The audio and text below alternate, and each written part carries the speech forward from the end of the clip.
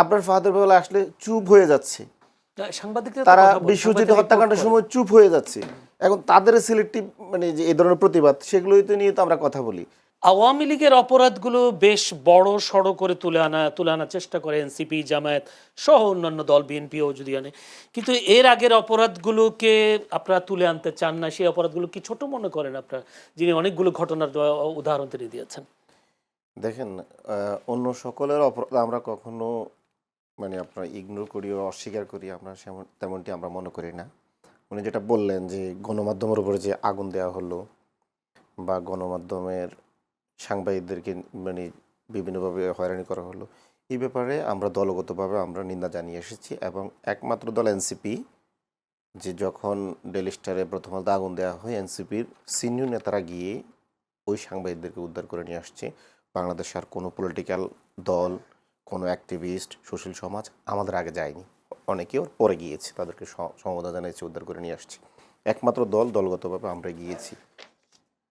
দ্বিতীয়ত যেটা বললো যে হুমায়ুন আজাদের উপরে যে হামলা হলো বা অসংখ্য ব্লগার হত্যা করা হলো, দেখেন আমরা বলেছি যে কোনো বিচার বহির্ভূত হত্যাকাণ্ডরে আমরা নিন্দা জানাই। আমরা তো রুল অফ ল চাই, আইনি শাসন চাই। আপনি যখন হুমায়ুন আজাদের উপরে যে হত্যাকাণ্ড, এটা যদি যেমন বিচার বহির্ভূত হত্যাকাণ্ড, তেমনি আপনি কিছু মানুষকে যারা ভিন্ন মতের, বিরোধী দলের, তাদেরকে আপনি কথিত বন্দুক যুদ্ধ, জঙ্গি বলে বিচার না করে যখন আপনি খুন করবেন, সেটা তো আমরা সমর্থন করতে পারি না। যদি কেউ জঙ্গি হয়ে থাকে, দেশের আইন আদালতকে সে মানে না মেনে থাকে এবং দেশের কোন ফৌজদারি অপরাধ করে, এমনকি মৃত্যুদণ্ড পর্যন্ত অপরাধ করে, তো মৃত্যুদণ্ড দেওয়ার মতন আইনও তো এই দেশে আছে না? আপনি তো একজন লোকের এখন যদি আমি বলি যে মাওবাজ ভাই জঙ্গি, তো এটা যদি ধরেন ওনাকে গুলি করে মেরে ফেলা হোক, তো উনি তো মরে গেলেন, উনি কি প্রমাণ করতে পারবেন যে উনি জঙ্গি না? কিভাবে প্রমাণ করবেন? আপনি তো মাওবাজ ভাইকে ওই সুযোগটা দিতে হবে যে আদালতে গিয়ে উনি প্রমাণ করবেন, ওনার আইনজীবী প্রমাণ করবেন যে উনি জঙ্গি না। এই রিপোর্টিংগুলো তো এই দেশে করেছে। এবং এই সরকারকে, যে ফেসিস্ট সরকারকে এইভাবে হত্যাযজ্ঞ চালানোর জন্য তো আমাদের গণমাধ্যম সম্মতি উৎপাদন করেছে। আমরা তো সেটার কথা বলছি, কিন্তু আমরা তো বলি নাই কাউকে। কেউ যদি সত্যিকারের জঙ্গি হয়ে থাকে এবং দেশের সার্বভৌমত্বের জন্য কোনো হুমকি হিসেবে হয়ে থাকে, তার বিরুদ্ধে রিপোর্টিং করতে তো কোনো সমস্যা নাই। কিন্তু আপনি যখন বিচার বহির্ভূত হত্যাকাণ্ড করবেন জঙ্গি বলে, বিরোধী মতকে দমন করবেন, ট্যাগটা দিবেন জঙ্গি, তাহলে তো সেটা তো আমরা কখনো অ্যালাউ করবো না। আমরা তো চাই এখানে রুল অফ ল।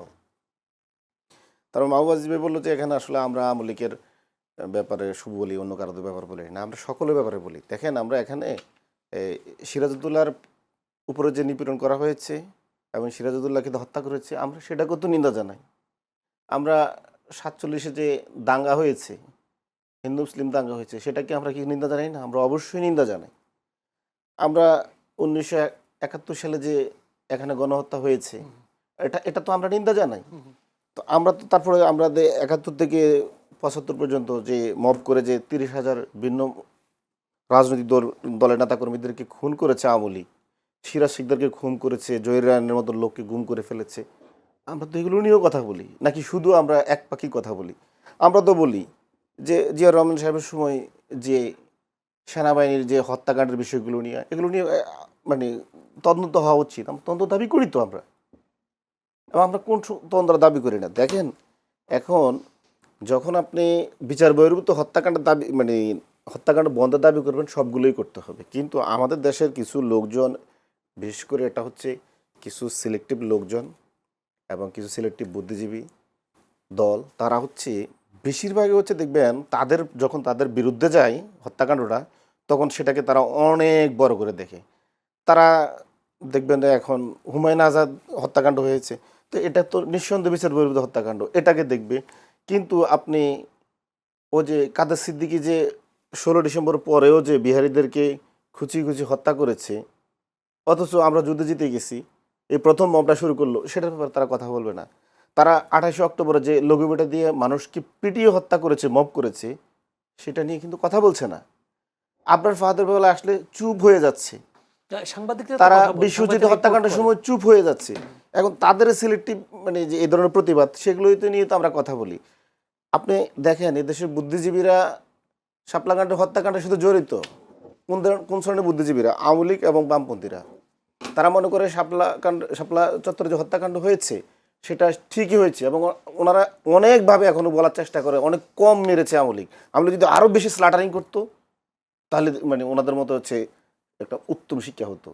তো আমরা তো এগুলো দেখে আসছি তারা কিভাবে এই শাপলা হত্যাকাণ্ডকে সেলিব্রেট করেছে। তো এখন এগুলো নিয়ে যদি আমরা কথা বলি তখন বলে যে আমরা ওই আর সব নিয়ে কথা বলি না, শুধু একটা নিয়ে কথা বলি।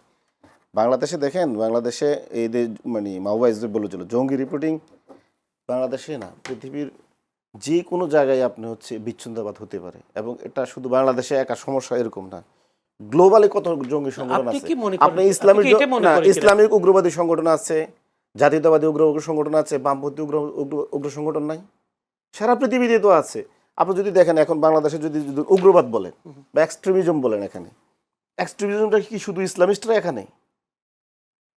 আপনি যদি দেখেন এই যে বাঙালি জাতীয়তাবাদ নামে, উগ্র জাতীয়তাবাদ নামে আওয়ামী লীগ যে নিপীড়নটা আমাদেরকে করেছে, এটা তো বাঙালি জাতীয়তাবাদের উপর দিয়ে সে চাপাই দিছে, কিন্তু সে তো মূলত করেছে নিপীড়ন, সে ঢাল হিসেবে ব্যবহার করছে বাঙালি জাতীয়তাবাদ। বাংলাদেশি জাতীয়তাবাদ বলে এখন যে বিএনপি যে উগ্রবাদ ছড়াচ্ছে, 5 আগস্টের পরে তার দলীয় কোন দলে হচ্ছে মব করে 200 লোক সে খুন করেছে, এটা উগ্রবাদ নয়? আপনি এই দেশে যে নকশাল আন্দোলন হয়েছে বামপন্থীদের দ্বারা, বিচার বহির্ভূত হত্যাকাণ্ড, তারা এগুলো এগুলো উগ্রবাদ নয়? এখন আপনি যদি বলেন যে না আমরা ওগুলো উগ্রবাদ বলবো না, শুধু একমাত্র এদেশে যারা একটু ইসলামী দল করে বা প্র্যাকটিসিং মুসলিম তাদেরটাকে শুধু উগ্রবাদ বলবো, তাহলে এটা আপনার তো ঐতিহাসিকভাবে আমার প্রশ্ন এটাই যে আপনি সব জঙ্গি ঘটনা, যেটা সব জঙ্গি যেগুলো হামলা হয়েছে বা যাদেরকে মারা হয়েছে, সবগুলো কি আসলে জঙ্গি ছিল না, বা জঙ্গি ছিল কোনটা আপনার? আমি তো প্রথমেই তো বললাম যে মাওবাজ ভাইকে যদি এখন গুলি করে মেরে ফেলা হয় জঙ্গি সন্দেহে, উনি মরে গিয়ে কিভাবে প্রমাণ করবেন উনি জঙ্গি না?